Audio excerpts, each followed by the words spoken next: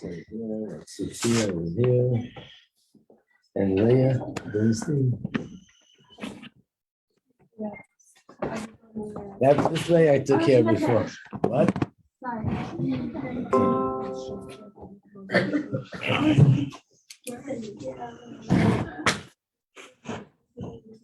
Okay. Baruch atah Adonai Eloheinu melech haolam she'atzmo. Okay, I'm sorry. I'm going to take away this thing that blocks you. Okay. This is the history and story behind Hanukkah. So, I strongly recommend that you take it and you read it. Even though everyone knows the story of Hanukkah, when you read this, you'll find out that there are some interesting details that you didn't know. How do I know? Because when I read it, I found out interesting details that I didn't know. So I'm imagining that you also probably will. Okay, back to Pirkei Avos.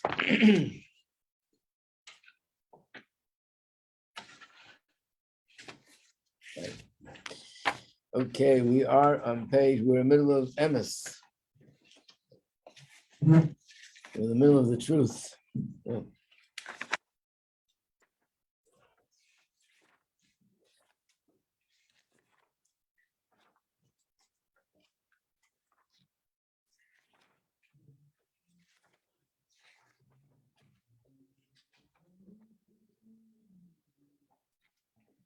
We did Emes, we're up to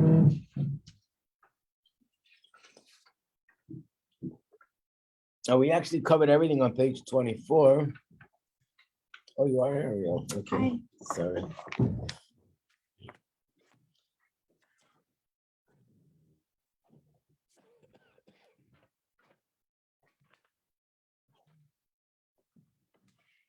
We covered everything except for number 4.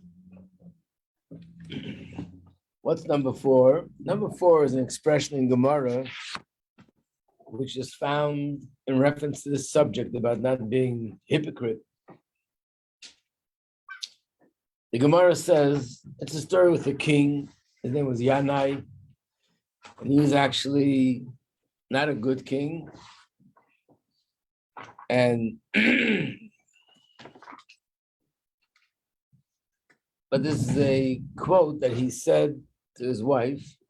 And he said to her like this: don't be afraid of the people that are super religious, and don't be afraid of the people that are super not religious, but you should be afraid of the people that are one way, but they pretend to be the other way.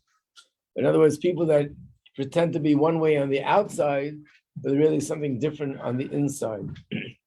So the expression he uses was number 4. Oisei maisei zimri, milvakesh schar kepinchas. Anyone familiar with that quote? No. Okay. Wait, which number 4 on page 24. Who has reincarnating? Eliyahu. Okay. So what does the rest mean?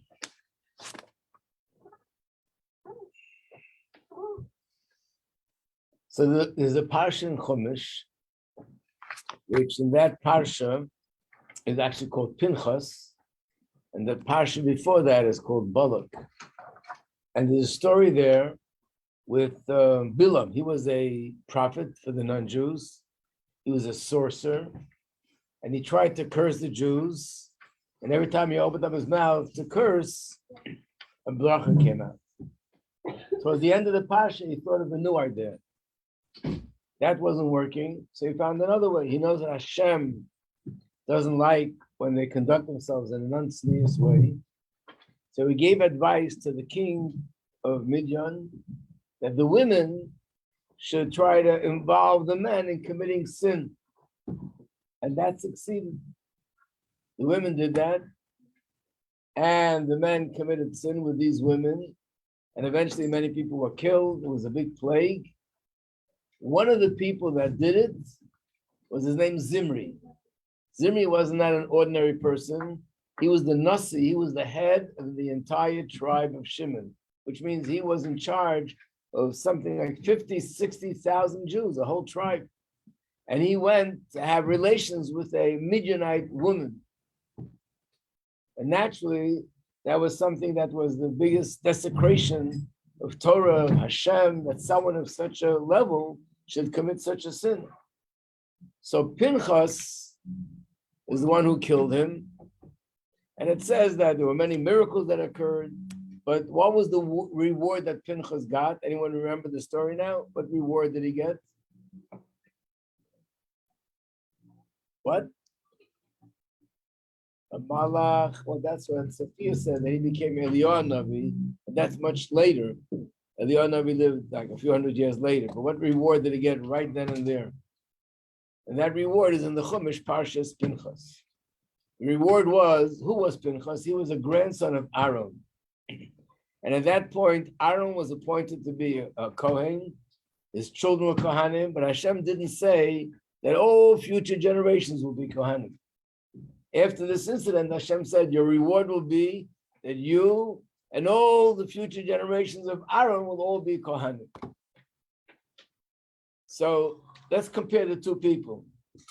Pinchas put his life in danger for Hashem, and he was rewarded that for all future generations, which we're talking about hundreds and thousands and millions of people, they'll all be Kohanim. Zimri, he's the one that did a sin, and because of him, thousands of people were killed. So this is the expression, Oisa Maisa Zimri. The people, they act like Zimri, doing horrible things, but they want to be rewarded like Pinchas.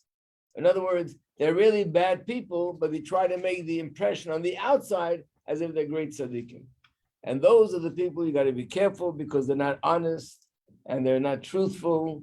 And that's someone that could be sort of dangerous.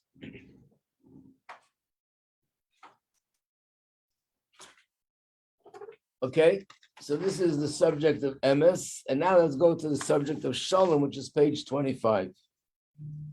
Remember, the Mishnah said there are three things that only when these three things are there is the person's home sort of stable. And that's emes, and that's shalom, and mishpat, which is justice. So now let's do shalom and go over some of the quotes that we have on this subject.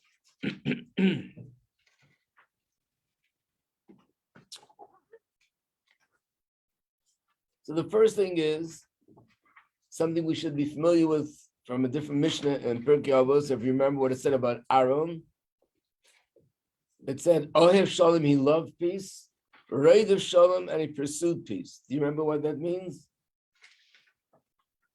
But Aaron, he loved peace, everyone understands. What does the second word mean? He pursued peace. He brought about peace. Made peace. Right.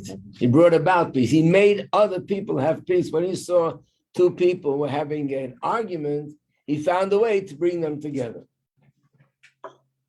You ever hear the expression that some people, what?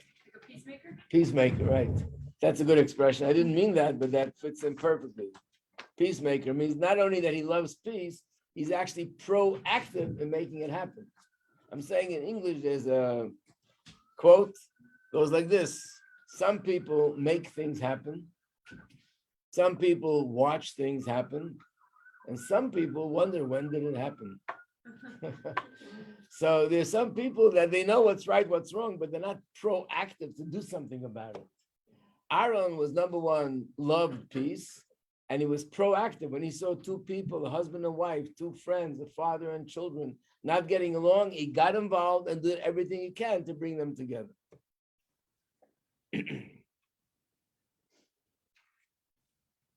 Number three is also a very powerful statement, and it's related to Hanukkah. Hashgacha pratis, just in time. What happens if a person, it can't even happen in today's day and age, there's no such thing, but years ago it was something which was possible. A person is so poor, they can't afford 8 candles for Hanukkah. Not even 2 candles. The most they can afford is 1 candle a night. Could they light 1 candle, or they can't make a bracha for the menorah? And use another thing, Like what? like when people use potatoes. Oh, but in the potato you have to put in oil. What if he doesn't have money for oil? Only oil for one night, or a candle for one night. You're talking about the holder, right? People use potatoes, people use cups. So the halacha is that you could light one candle, but you have to light every night, one candle. There's one problem. The problem is Friday. Next week, Friday will be Hanukkah. He could only afford one candle, right? Now he has to light two candles, one for Hanukkah and one for Shabbos.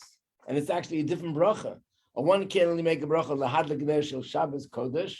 On the other one you make a bracha lahadlik ner shel Hanukkah. Which one do you like, the Hanukkah menorah or the Shabbos candle? Why? Because it takes precedence. Why? You're right, it takes precedence. The question is why? Oh, because it's Torah obligated. Well, Hanukkah, the Hanukkah blessing is rabbinic. So actually the Shabbos candles are also rabbinic. I'm sorry to give you such a hard time today, but We're talking about creation and what? that we're talking about creation, and with that, if that didn't happen, and if the other one. And Hanukkah. So these words, number 3, are the words of the Rambam, Maimonides. And he says like this: the reason why Shabbos candles comes first is because Shabbos candles, where the Chachamim, the rabbis, incorporated this halacha, there should be peace in the home. There's tremendous depth and secrets in Shabbos candles, but the simple reason, according to halacha, is years ago there was no electricity. So how was it light in the house? By lighting a candle. So what happens if a person forgets to light a candle? The Chachamim say it could have caused a lot of fighting in the house. Why? You don't light the candle, you don't see clearly. The husband or somebody in the house walks and trips, falls on the floor, starts screaming on the wife, why didn't you clean up? And they get into a big fight. So they made halacha that you must light a candle before Shabbos, and in that way, it'll prevent fighting in the home. Which means the purpose of Shabbos candles one of the reasons for Shabbos candles on the simple base level is to prevent that there should be no fighting, there should be Shaolin Bias. So the Rambam writes, being that the Shabbos candles is for that purpose, therefore that takes precedent because there's nothing greater than peace. And he uses these words, L'nitna Torah, the Torah was given only to establish peace in the world. That's the whole purpose of Torah. Where does the Rambam get such a source that the Torah is only for peace? Of course, it comes from Gemara. Where does the Gemara get it? So there's a pasuk that everybody knows the pasuk. In fact, a lot of people compose songs with these words. Oiseh shalom b'mreimo, uyas Hashem. Oiseh shalom b'mreimo, uyas Hashem aleinu. No, sorry, different one. Hashem oiz li'ama yitein. Hashem yivarech et amo b'shalom. Familiar? Yeah. So the Gemara says, and this pasuk was said when Hashem gave the Torah. The nations in the world got frightened. They had such commotion, and they thought maybe God is bringing another flood on the world. So they came running to Bilam, who was their prophet, and they said, where should we hide? What's going on? And he said, don't worry, relax. Nothing bad is happening. Hashem is giving the Jewish people the Torah. But the words he used was, Hashem oiz la'ama yitein. Hashem is giving his nation and their strength. Hashem yivarech et amo b'shalom. He's blessing them with peace. So we see that the Torah is defined as peace. Torah is all about peace. So the Rambam says, being that the whole purpose was to establish peace, therefore it comes and takes precedence over Hanukkah candles. Got it? Now, just give a little salt and pepper from Chassidus, add to it a little bit. Where's the original place, according to halacha, that you're supposed to light the Hanukkah candles? Originally. The window, and then the door to your... Right, the door to the street. Now we do by the window, we do by the door, but it's the original, when things were normal, it was the door to the street. And Hanukkah candles is in the house. So the difference is like this. The Hanukkah candles are to light up the street outside. The Shabbos candles are to light up the home, that husband and wife will get along because the home will have light. So first you need to bring light inside, and then you can shine the light outside. So Shabbos comes first, and then comes the Hanukkah candles. And that's the answer to people that sometimes say, really, I'm very busy, I'm teaching, I'm doing miftzayim, I have no time to learn myself, but I'll sacrifice myself and spend my time to teach others and spread Yiddishkeit to others. It's a beautiful thing, but what they don't realize, if you don't have anything yourself, you have nothing to give the others. So first we have to spend time learning ourselves, and then we can go out and spread the light to other people. Somebody once asked me this question. It's a very interesting question. Could you imagine if all the yeshivas, where you have the bachrim, the young men who are, let's say, 18 and up, all the yeshivas would close down. You have thousands of young men going out into the streets, putting on tefillin and mezuzah, doing mitzvahs with people. You know how many tens of thousands of more people who do mitzvahs? How come we don't do that? You know, Chabad is so much into spreading Yiddishkeit. That's the best thing you can do. So this is the answer. No. First, a person has to have a stage in life where they're bringing light into themselves, and then they can go bring light outside. So now I want to ask a question. I hope I think I'll have time to give the answer. But the question is like this. Some people, when they look at this statement, they actually start laughing. The Torah was given to bring peace in the world. And they say that there's no other religion in the world, and there's no other, country in the world that has so many separations and partitions like the Torah. And you're telling me the Torah is about bringing people together? The Torah made a partition between Jews and non-Jews. They can't marry together. Within the Jewish people, there's laws about, you're a Kohen? Oh, you have one set of laws. You're a Levi? Different set of laws. Men and women, they can't daven together in the same shul. They can't have physical contact with each other, stay apart. Wherever you turn in halacha and Judaism, there's one partition, another partition. Even what we're learning about now in the Chumash, there were 12 tribes, a partition. This is one tribe, another tribe. Do you know that when the Jews went into Eretz Yisrael, they couldn't live wherever they wanted to? Where did they have to live? Each tribe had to live in a certain part of the land. In the desert, when they were traveling, they also couldn't just be wherever they wanted. They had to travel according to the tribes. When the sea split, how many parts did it split into? Why? Each tribe, right? Could you imagine? The Egyptians are coming from behind, ready to kill us. And so Moshe says, wait a second, you can't run wherever you want. You're this tribe, you have to run here. You're that tribe, you have to run there. So we see that it's the separations are so strong and so big. And after all that, what do we say? The whole purpose of the Torah is to bring everything together. And it's really bringing things apart. You go to a shul, men and women can't sit together. You go to a wedding, men and women can't dance together. And in general, they can interact together the way they do it in the secular world. So if anything, it's all about division, not about bringing people together.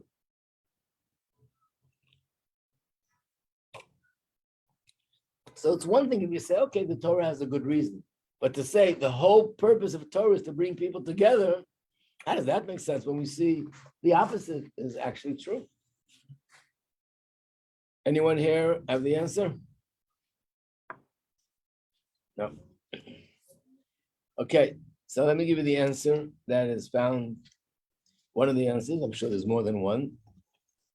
And the answer is like this. The Torah is all about bringing things together. However, there are times that the way you bring things together is by keeping them apart. I'll give you an example. I'll give you a simple example, and that's an example from just you can make an experiment in your kitchen. In your kitchen, you find something that's called water. In your kitchen, you find another element that's called fire. How does fire and water work together in your kitchen? You take the water, put it into a pot, put the pot on the fire. I don't know if you ever seen this before, but it's found in the books, in the research. You put the pot on the fire, and then you can put eggs in the water, you can put chicken in the water, you can boil things, you can cook things. That's how fire and water work together. Could you imagine if somebody would say, wow, fire and water work together so good. When the water is in the pot and they're together, imagine if you take away the pot and put the water on the fire itself, you'll be able to accomplish even more. No, what would happen if you put the water on the fire? No more fire or no more water, one of the two. So it means technically there's a wall that separates the fire from the water. But the reason is not to keep them apart, it's on the opposite. If you want fire and water to coexist and work together successfully, it's if there's a wall separating between the two.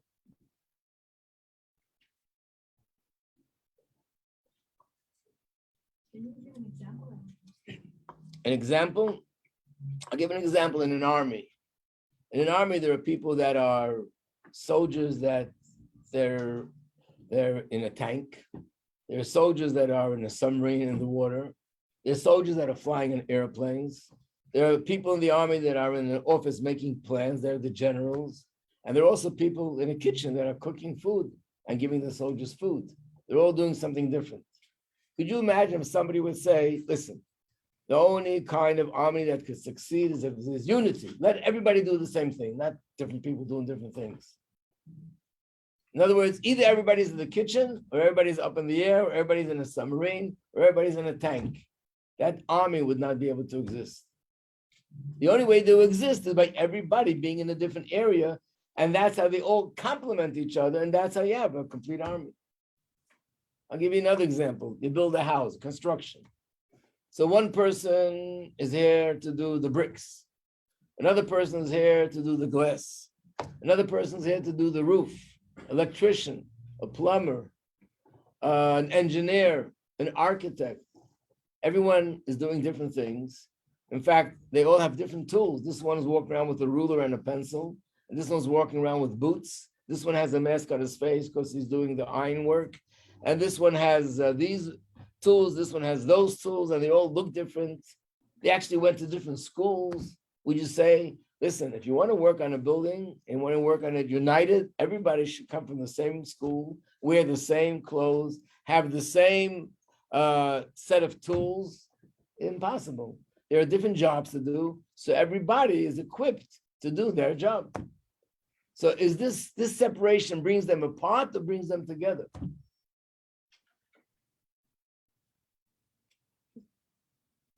By being apart, it makes you together. By being apart, that brings, in other words, the purpose to bring them together. But how can they be together if each one does what they need to do? When the Torah, for example, says that men and women should be separate, for example, they're not allowed to have any physical contact with each other. The Torah is not really saying they should be apart. It's just the opposite. The Torah is saying, when can men and women be together in a healthy way, in a positive way, is if there is a certain distance. And if you take that distance away, unfortunately, we know how many families were destroyed because men and women got involved in relationships that were inappropriate because they were able to get too close to each other. And it's like the fire and the water. So when the Torah says they should be apart, the purpose is, though, that's the way they can be together in a healthy way. Even in marriage, and I'm sure that the teachers who teach Jewish home will explain it, the laws of family purity in a marriage, which say that there's certain times where even husband and wife have to be at a distance from each other. It's not creating a distance between husband and wife. There couldn't be anything further than the truth. The whole Torah is so much that there should be togetherness between husband and wife. But the Torah sees that the times that husband and wife have to be at a certain distance from each other, and that brings them closer and stronger together than if they wouldn't have that distance. So sometimes we see that the distance is actually there to bring two parties together as one, if there's a little sort of little wall in between. And the same thing is also with intermarriage. In other words, when the Torah says that a Jew shouldn't marry a non-Jew, it doesn't say that Jews and non-Jews aren't allowed to be friends, aren't allowed to deal with each other. But this sort of closeness is something which is destructive. Think of it another way. In all civilized places in the world, everyone, Jewish or not Jewish, religious or not religious, don't allow brothers and sisters to marry each other, or a father and a daughter to marry each other, or if a mother and a son to marry each other. Is that because we want them to be distant from each other? No, it's because, on the contrary, a father and a daughter, they're supposed to love each other. They're allowed to hug and kiss each other. The same as with a mother and a son, but to be that close becomes destructive. That's destructive. So they have to keep at a certain distance in order to be close in a healthy way. So many times people think about Jews and non-Jews. Oh, the reason why the Torah said this is because we think that we're superior and they're inferior. It has nothing to do with that. The Torah is saying Jews are Jews and they have their mission. Non-Jews are non-Jews, they have their mission. This is fire, this is water. And they can interact on different levels, but to be that close to the point of marriage and intimacy, that is something which would make it destructive. And that's the reason why it's a negative thing. So really it's true that the Torah was given to create unity in the world. The only thing is, some places unity comes by actually bringing two things together. And sometimes unity is by creating a little separation and a distance between two things. And that's how they can stick together. Once when I was giving this class here, one of the girls said that there is some writer, famous writer, that wrote, "Good fences make good neighbors." Understand what that means? If there's no fence, then each one goes into the other person's yard, other person's territory, and they get into fights. There's a fence, so you know this is yours, this is mine, and as a result of that, they're living together in a good way, in a friendly way. So the purpose of a fence is actually to bring them together, not to take them apart. Of course, we are limited in our understanding, so we don't always understand where should we stay together and where do we come apart. Hashem created us, He created the world, He knows our nature, He knows the nature of everything in the world, so He gave us instructions what we need to do in order to be more together. And sometimes it's by being physically together, and sometimes it's the opposite, by being apart. And that's the basic idea. The details, in each situation, whether you talk about Kohanim, the 12 Shvatim, men and women, about the difference in mitzvahs, that men have one set of mitzvahs and women have a different set of mitzvahs, or marriage, all these areas, each area you need to go into it in more detail. What is it? But the principle behind all of them is the same, that it's a distance for the purpose of unity, bringing everything together. Any questions? So how does this have to do with Hanukkah? That the purpose of Shabbos candles is to bring husband and wife together. Shalom should be shalom, and shalom is overrides everything else. That's why the Hanukkah candles come second and the Shabbos candles come first. Number 4 is another quote. Which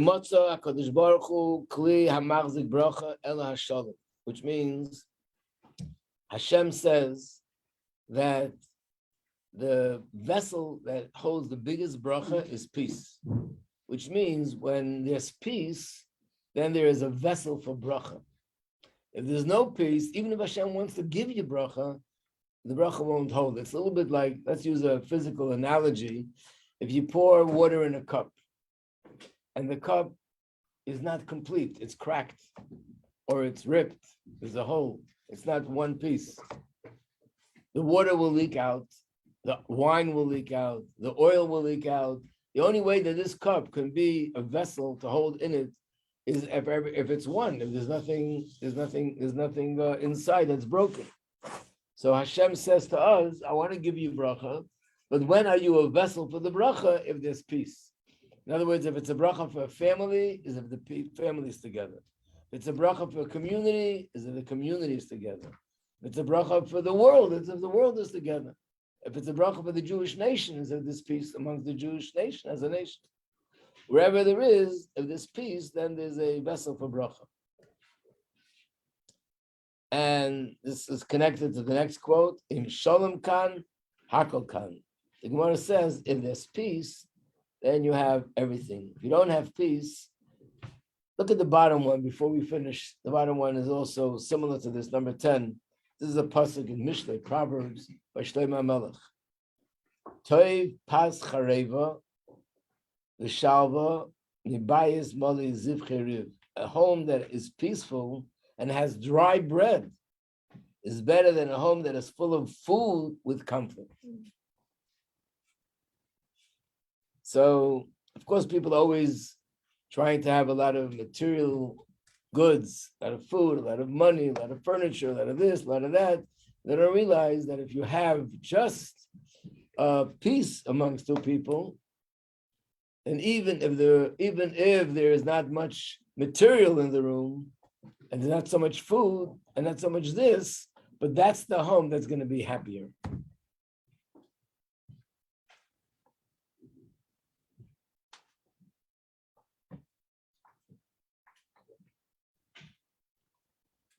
Number 6 is Shaolin Bias. When you talk about peace amongst family, usually we use the term Shaolin Bias, means peace in the home.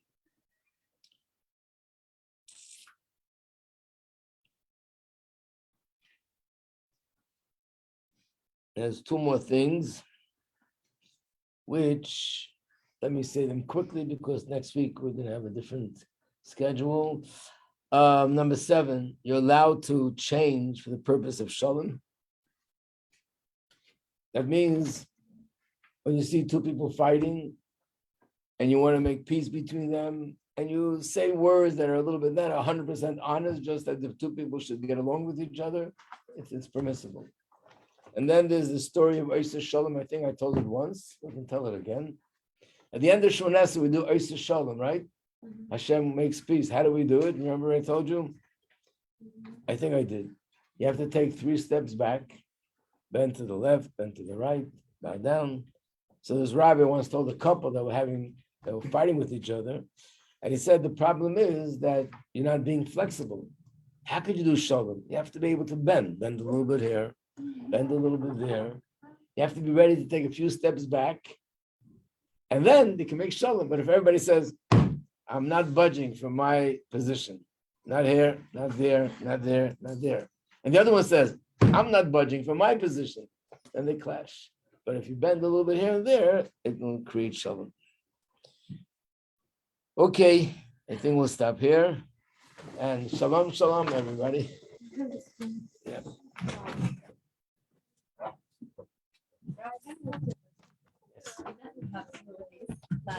You can leave your feet facing the Lord, right?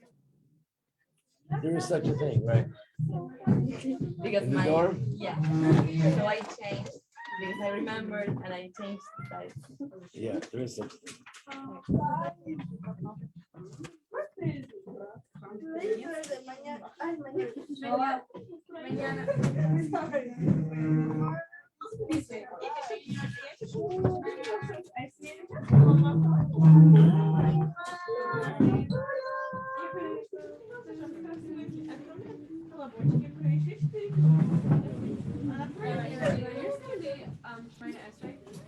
When you like step back, you're supposed to do like right, left, right.